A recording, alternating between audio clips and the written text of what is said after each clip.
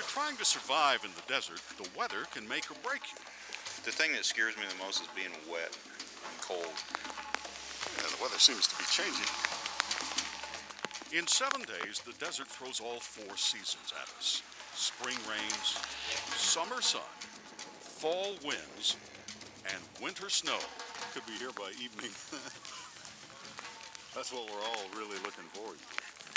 The weather teaches me my first survival lesson. Make a shelter, any kind of shelter, fast. This is our little chateau.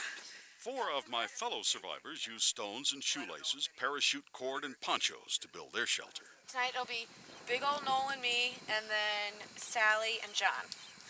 And sleeping next to Noel's kind of interesting because he likes to snore. Although he'll tell you I snore, he's definitely louder than me. This is mine. We snapped 2 ponchos together, tied them to trees, put one on the floor, and we roll our little blankets out here and snore like dogs. The first night, people don't really want a spoon because they're not quite comfortable with other people yet. Come like maybe 2 a.m., people are like, "Whoa!" Like, come near me. They're like jumping on you because it's freezing. But what chance will ponchos held together with shoelaces have against these night winds? Walk in the light, beautiful light. The next morning, we find out. Somewhere the sun shines, mercy shines bright. How cold? 20, 30 below, I guess. That's what it felt like. By day and by night, freedom, the light of the world. Lesson number 2 at survival school: if there's food, eat it. You never know when you'll eat again. And then we're gonna trap probably some mice tonight. Jill teaches us to make ash cakes out of flour and water. Well, that's like gourmet.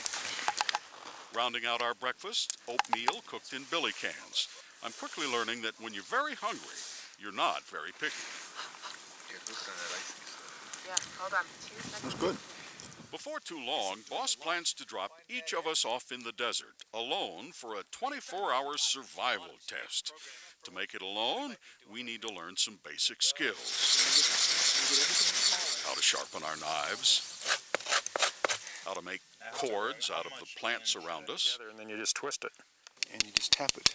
and how to start a fire without a match or a lighter. Make it a hole in the rock for the spindle to fit into. I quickly developed newfound respect for my Stone Age ancestors. I search for just the right wood. I shape it. I create a bow, and then try to bow a fire. Just decided I probably have Maybe I'm pressing too hard. I am all smoke and no flame. In the real world, I live with the pressure of news reporting and commuting. What am I doing wrong? This is a different kind of pressure. No fire, no chance for survival. Take it out and speed it up a little bit. Yeah, there you go. I might be getting one there. I think you got one. Right there. Yeah. You got it. You get it? Here you go. Got it. Okay. You got it. Man, you're a regular camper now. Congratulations. Thank you. That night, we can cook dinner by my fire. Bill has his homemade chopsticks. They're not straight. You gotta have straight chopsticks. Let's see. I have my spoon. Made this spoon myself, you know. Did you really? Actually, God made the spoon. I carved it. No, you had it right. This one. At Boss, they have a saying about food. You should eat to live, not live to eat. You got lentils and millet and onions And some garlic cloves. and a little sand for extra crunch. You know, a lot of people think they're gonna die if they don't have food for even one day. I was just amazed at how little food I really need, and and how much we really overeat. My wife said, how are you going to go on this trip? You can't go for 3 hours without eating. But I've really been surprised. I was thirsty yesterday, but I wasn't real hungry. We're overfed. You go to most countries in the world and they don't eat like we do. That's good lentils. We crawl into our shelters at the end of day 3.